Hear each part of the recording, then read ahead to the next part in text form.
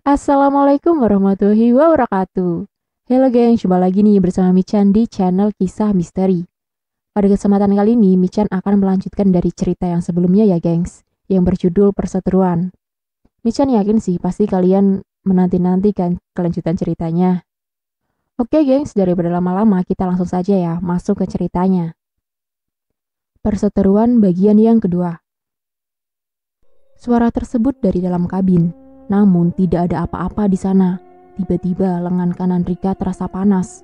Bocah yang pergi ke batas kota datang kembali. Tolong! Dia tidak kaget sama sekali melihat bocah itu datang. Wajahnya tampak pasrah seolah-olah takdir yang tidak bisa ia hindari. Malah Rika berteriak sejadi-jadinya melihat makhluk yang berada di antara ia dan G tersebut. Pergi kamu makhluk laknat! Bocah itu tidak bergeming. Wajahnya memang buruk rupa. Namun kali ini ia benar-benar terlihat memelas. Mereka mengejarku. Bukan, mereka mengejar kami.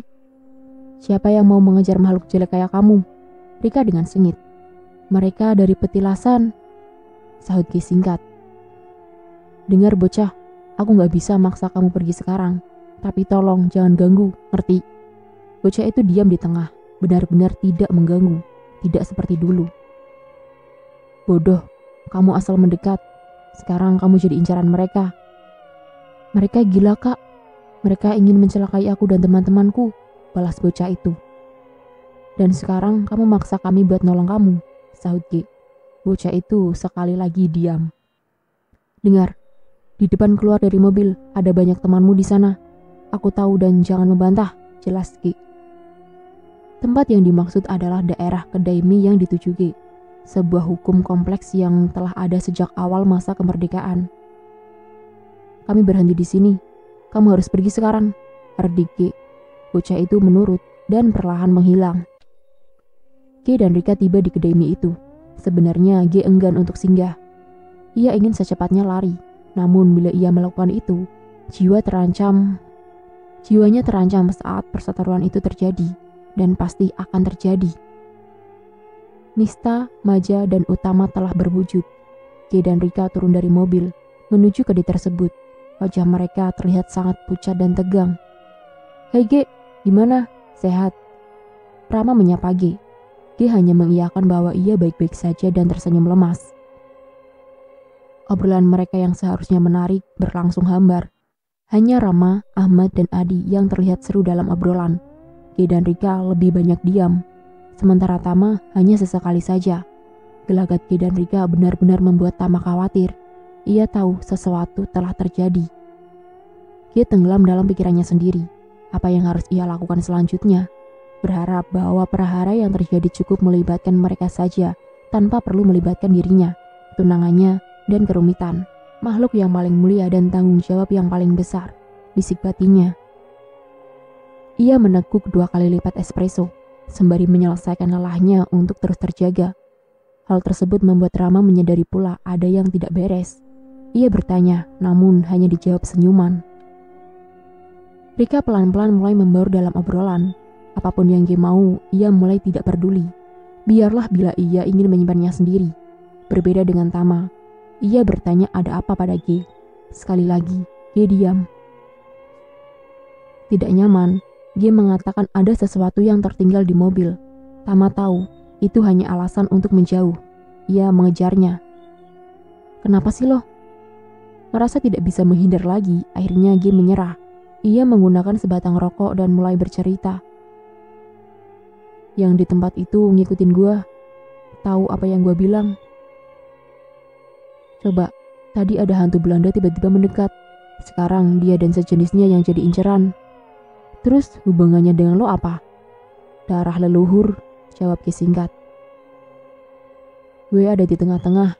Kalau mereka minta tumbal, gue harus milih. Gue udah ngomong ya, semua resiko ditanggung sendiri kalau gue gak bisa ngebantu lagi. Selepas Ki pergi, situasi di sekitar kedai tiba-tiba berubah. Udara mendadak panas sekali, padahal saat itu hampir tengah malam.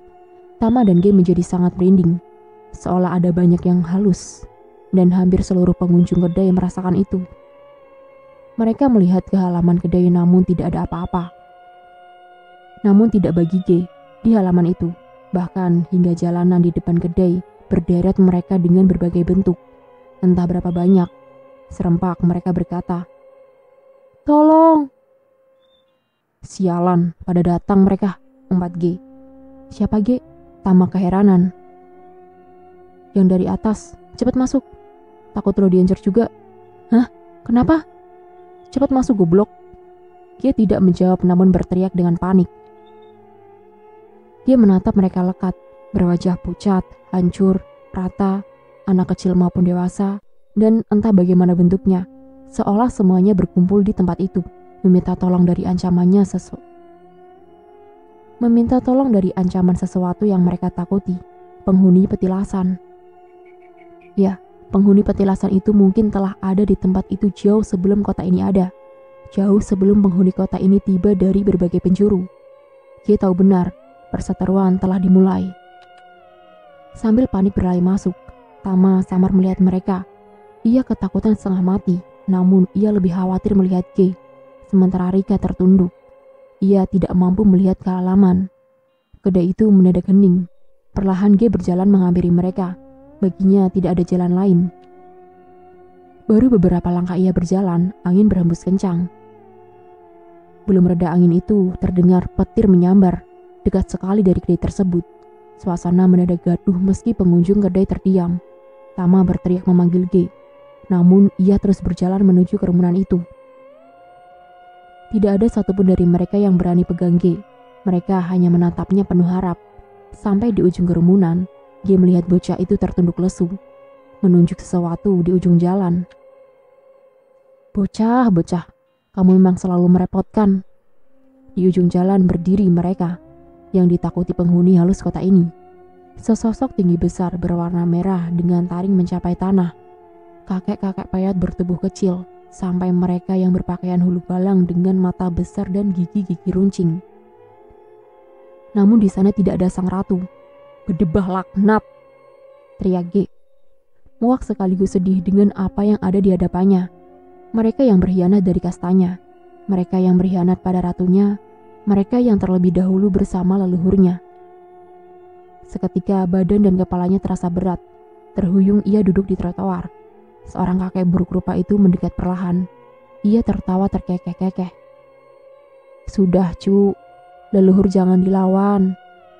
Ia merapal doa disalurkan lewat perana untuk balik melawan. Kakek itu mundur sejengkal, namun pasukan di belakangnya maju menerjang, menahan G di sebuah pohon. Sesosok kepala menggantung dengan lidah terjulur menjilati G yang terpojok. Bau anjir makhluk itu membuatnya mual.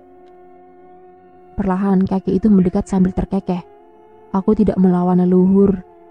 G terbata-bata. "Aku hanya mengingatkan," lanjutnya.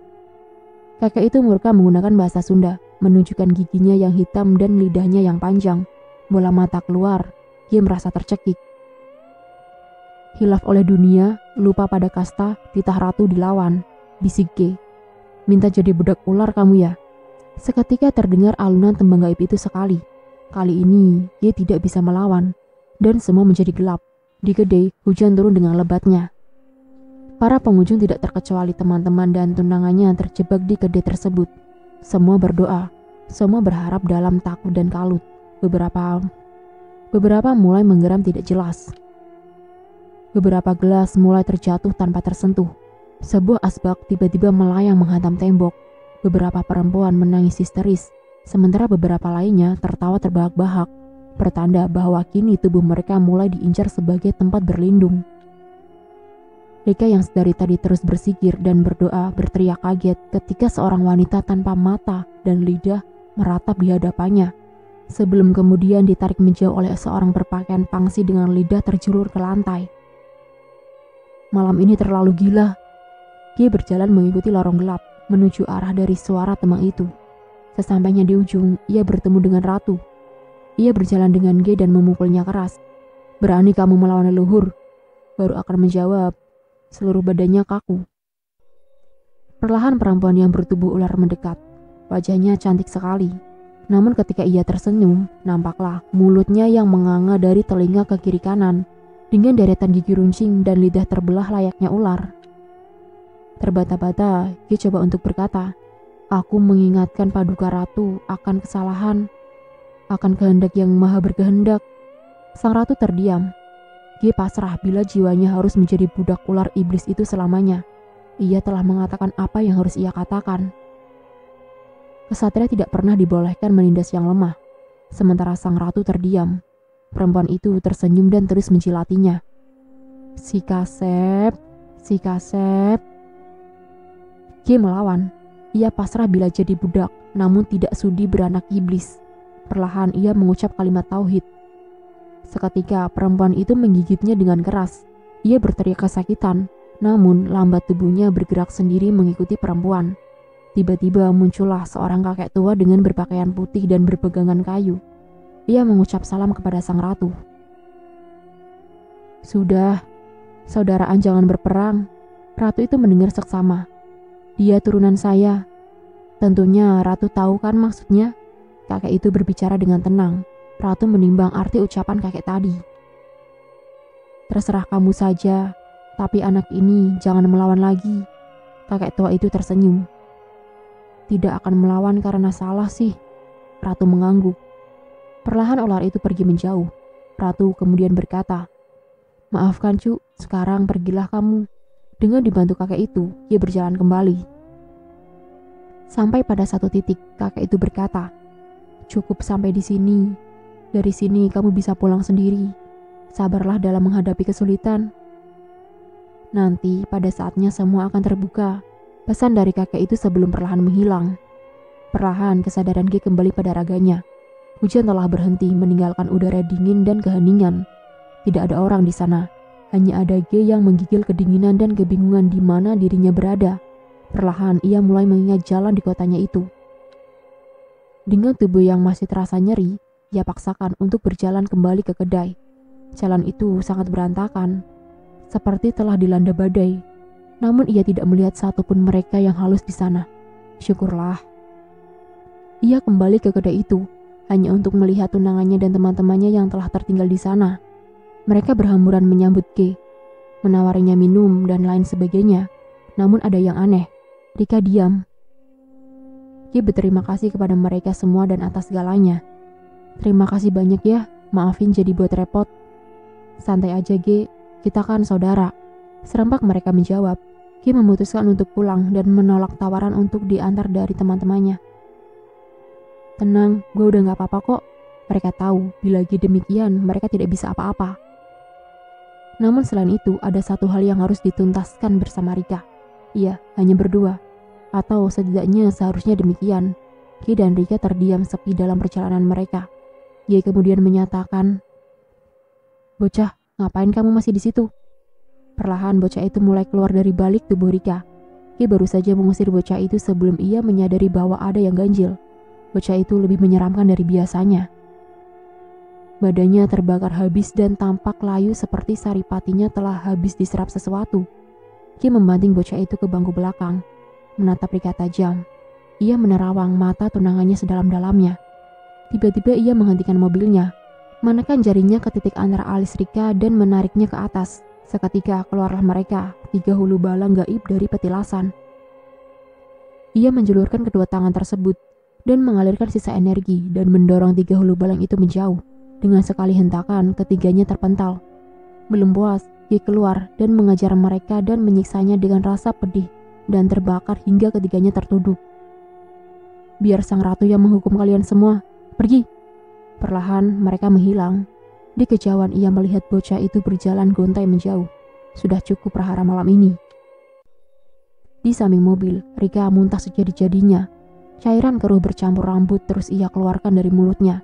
G menolong Rika melalui itu, memberinya sisa energinya dan memberinya minum. Tidak lama Rika tenang kembali, namun ia tetap membisu. Akhirnya mereka sampai di rumah Rika. Adik lelaki Rika yang membuka pintu. Namun sebelum melangkah masuk, Rika memberi isyarat kepada G. Ada yang ia ingin katakan.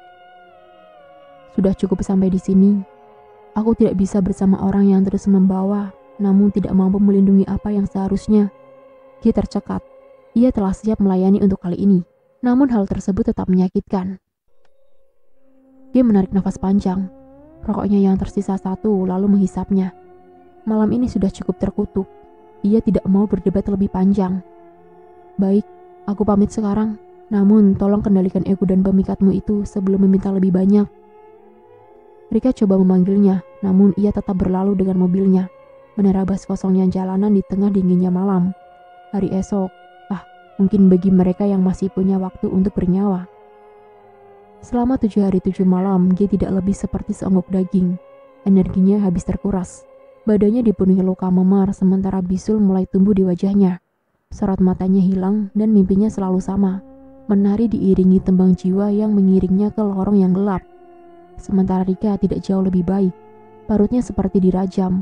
Apapun yang masuk akan segera dikeluarkan. Ia selalu menggigil meski telah diselimuti tebal dengan baju yang berlapis. Tembang itu bergeraknya masuk lebih dalam. Hingga pada malam ke-7, mereka bermimpi sama. Didatangi oleh kakek berjubah putih itu. Ia hanya memberi pesan misterius sebagai jawaban pertanyaan dan penderitaan mereka. Cika Huripan. Dan selesai. Epilog. Kota ini terpisah oleh wilayah mereka yang menghuni kota dan menghuni gunung sebagai keniscayaan atas perjanjian leluhur terdahulu. Namun nafsu telah membutakan mata dan hati dari insan yang ramah. Mereka masuk dalam perseteruan. Dendam dibalas dendam, nestapa dibalas nestapa. Terciptalah samsara yang tidak berujung. Sungguh pun pada akhirnya siapa yang melanggar sumpah terlebih dahulu menjadi tidak penting ketika penderitaan tercipta sebagai balasan. Mereka yang berlebihan terpenjara nafsu, yang mengikat mereka yang halus dalam hubungan terlarang, demi kepentingan sewaktu-waktu. Mereka yang berlebihan terpenjara nafsu, mengikat mereka yang halus dalam hubungan terlarang, demi kepentingan sewaktu-waktu. Ilmu karang, hanya mereka yang tahu, kekuatan sejati pada akhirnya akan selamat dari samsara. Sekian dan inilah akhir dari kisah misteri yang berjudul Perseteruan. Oke gengs, di sini Michan cuma mau berpesan ya gengs. Tidak akan pernah habis iblis mencari lubang untuk memasuki alam manusia. Tidak akan pernah pula berakhir sampai dunia ini musnah. Sematkan kekuatan untuk melawan. Meski takdir adalah kehendak, namun manusia mampu memutarnya dengan keinginan Tuhan. Akhir kata Michan ucapkan terima kasih ya gengs buat kalian yang sudah mengikuti video ini dari awal. Dan tak lupa nih Michan ingatkan untuk tekan tombol like, komen, share, dan subscribe ya gengs. Demi perkembangan channel Michan. Dan jangan lupa juga ya coret-coret di kolom komentar apabila ada kata ataupun kalimat yang kurang tepat. Dan jika dalam cerita ini terdapat nama, tokoh, ataupun karakter yang sama, itu hanya kebetulan semata ya gengs. Bye-bye, wassalamualaikum warahmatullahi wabarakatuh.